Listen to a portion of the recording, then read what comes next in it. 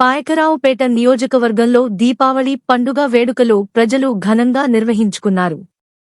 భారీ ఎత్తున వారి ఆర్థిక స్తోమతను బట్టి మందుగుండు సామాగ్రిని కాల్చుకున్నారు.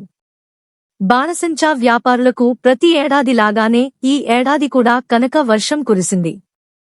కాకపోతే హోల్సేల్ వ్యాపారం అని పేరు చెప్పి భక్తుల నుంచి భారీ ఎత్తున డబ్బులు దండుకున్నారని విమర్శలు వెల్లువెత్తుతున్నాయి. వ్యాపారులు ఎవరికి ఇష్టం వచ్చిన ధరలకు వారు అమ్ముకున్న ఎవరూ పట్టించుకోలేదు.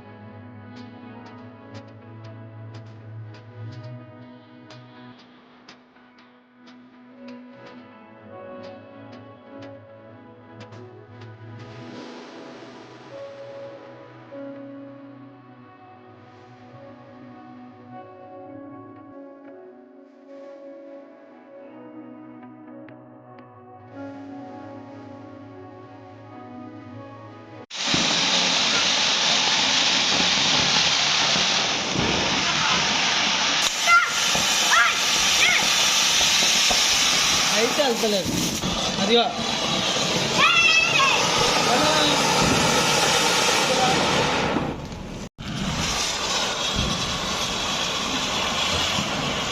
ఒకటి అవుతుంది